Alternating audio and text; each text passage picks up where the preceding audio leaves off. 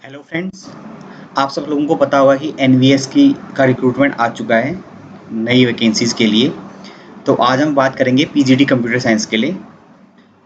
तो जैसा कि आप देख सकते हैं कि टोटल 22 वैकेंसीज़ हैं पीजीडी कंप्यूटर साइंस में। तो उसका ब्रेकअप यहाँ पे दिया गया है। दूसरी चीज़ है कि जो इसकी एलिजिबिलिटी क्राइटेरिया है वो क्या रहेगा पीजीडी कंप्यूटर साइंस के लिए। पीजीडी कंप्यूटर साइंस में आपको बीएड की डिग्री ज़रूरी नहीं है, बट फॉर फ्यूचर प्रमोशंस आपको बीएड करना पड़ेगा। बट फिलहाल के लिए आप एलिजिबल हो even if you are not BEd degree holder. देख सकते हैं यहाँ पे एलिजिबिलिटी आइदर आपका बीई बीटेक हो कंप्यूटर साइंस या फिर आईटी में, या फिर आपका बीटेक है किसी और स्ट्रीम में लेकिन पीजीडीसीए आपने करा हुआ है तो आप भी एलिजिबल हो। इसके अलावा एमएससी कंप्यूटर साइंस और आईटी और एमसीए या फिर BSc plus post graduate in any subject, और बाकी की भी जैसे पीजीडीसीए है और बी लेवल का है, तो ये सारे लोग भी एलिजिबल हैं पीजीडी कंप्यूटर साइंस के लिए। बीएड की डिग्री डिज़ायरेबल है बट ये एसेंशियल नहीं है, अगर आपके पास नहीं है तो भी आपका काम चल जाएगा। लेते हैं कि एग्ज़ाम पैटर्न की, तो इसमें 130 मार्क्स जो हैं वो हैं जिसका मेरिट में काउंट होगा और 20 मार्क्स का है क्वालिफाइंग है। सबसे पहले ये लैंग्वेज का पेपर है जिसपे 10 मार्क्स है इंग्लिश और 10 मार्क्स की हिंदी आएगी, जिसमें 40% मार्क्स लाने पड़ेंगे आपको ईच सब्जेक्ट में। तो सबसे पहले ये वाला पोर्शन चेक होगा कि अगर आपके क्वालिफाइंग मार्क्स नहीं आ रहे हैं तो ये वाला पेपर जो आपके जो 130 मार्क्स का है ये भी चेक नहीं होगा। तो ये क्वालिफाइंग है, इसको क्वालिफाई करना बहुत ज़रूरी है।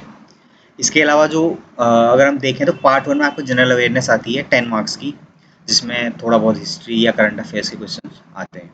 रीजनिंग एबिलिटी में डिफरेंट डिफरेंट टाइप की रीजनिंग है, सिमिलैरिटीज़ है, सीरीज़ है, और पिक्चर में वो मिसिंग पार्ट फाइंड करने वाला अल्फ़ाबेटिक सीरीज़, ये सारी चीज़ें इसमें आती हैं। इसके अलावा knowledge of ICT information and communication technology, जिसमें बेसिक आपका कंप्यूटर से रिलेटेड चीज़ें तो इंटरनेट से रिलेटेड चीज़ें आपकी पूछी जाएंगी। इसके अलावा टीचिंग एप्टीट्यूड है 10 मार्क्स का। जो इसमें मेन पार्ट है, जो सबसे इम्पोर्टेंट पार्ट है इसका, वो है आपका डोमेन नॉलेज। जो भी कंसर्न सब्जेक्ट है, चाहे आपका फिजिक्स है तो फिजिक्स, केमिस्ट्री के है तो केमिस्ट्री, या फिर कंप्यूटर साइंस है तो 80 मार्क्स का कंप्यूटर साइंस इसमें आएगा। मिला के ये 130 मार्क्स का बनेगा, जिसका इवेल्युएशन जो यूज़ किया जाएगा इवेल्युएशन के लिए, मेरिट बनाने के लिए। लेकिन जो कंपलसरी लैंग्वेज पेपर है ये आपको क्वालिफाई करना पड़ेगा। 40% यानी कि 10 में से आपको 4 नंबर लाने हैं, 4 नंबर इंग्लिश में और 4 नंबर हिंदी में। करें इसकी इम्पोर्टेंट डेट्स की, तो 2 जुलाई से इसके रजिस्ट्रेशन स्टार्ट हो चुके हैं और ये 22 को क्लोज हो जाएंगे।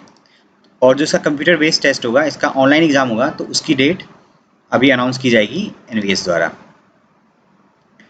तो स्पेशली बात करेंगे कंप्यूटर साइंस के सिलेबस की और उसकी क्या स्ट्रेटेजी रहनी चाहिए, क्या सोर्सेज है जहाँ से हमें पढ़ाई करनी चाहिए, तो आगे मैं यही बताऊंगा। तो आप देख सकते हैं जो बेसिकली इसका जो सिलेबस है अभी ऑफिशियली आया नहीं है, लेकिन जो पिछली बार का था या केवीएस का रहता है तो उससे हम एक आइडिया लगा सकते हैं कि किस टाइप का सिलेबस इसका रहता है। तो कंप्यूटर ऑर्गेनाइजेशन है जिसमें बेसिक रैम रोम और जो भी हमारे एड्रेसिंग मोड्स हैं, ये सारी चीज़ें इसमें कवर होती हैं। इसके अलावा डिजिटल इलेक्ट्रॉनिक्स है, fundamentals of programming, data structure, C plus plus, क्योंकि आपको 11-12 के बच्चों को सी प्लस प्लस पढ़ानी पड़ती है, कंपलसरी रहती है वहाँ पे।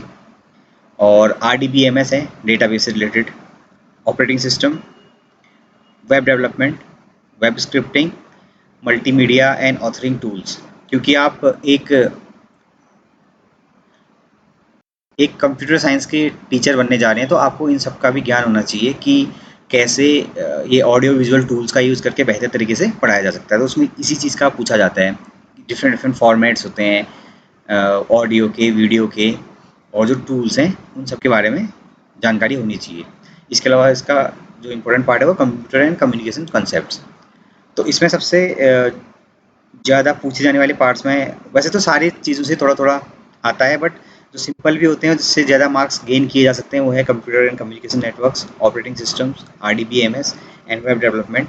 तो ये कुछ ऐसे पोर्शन हैं जो थोड़े से रिलेटिवली ईजी रहते हैं और जहाँ से अच्छे मार्क्स गेन किए जा सकते हैं।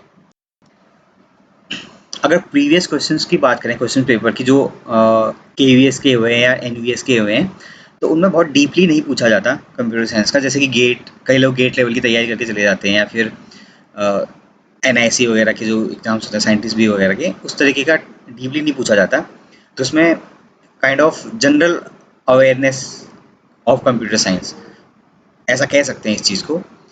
वो एक ओवरव्यू रहता है। अगर आपके पास ओवरव्यू होगा और थोड़ा बहुत आइडिया रहेगा कि कैसे चीज़ें हो रही हैं, तो आप इजीली चीज़ें कर पाओगे।